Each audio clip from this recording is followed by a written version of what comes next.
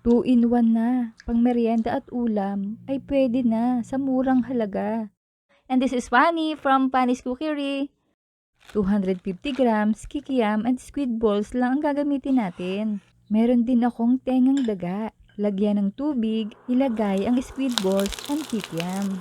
Igisa ang bawang ng ilang segundo. Isunod ang sibuyas, ilagay ang 2 small carrots. Lagyan ng isang kutsara ng toyo, pamintang duro. Lalagyan ko rin ito ng isang kutsara ng oyster sauce. Maglagay ng 1/2 cup of celery. Ilagay ang repolyo. Hanguin muna.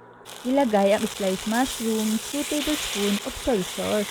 At lagyan ng 2 tasa ng tubig. Oyster sauce. Kapag kumulo na, ilagay ang 200 grams dried pancit canton. Haluin at lutuin hanggang ang liquid ay maabsorb. Ilagay na ang mixed vegetables. Napakabango ng ating pansit.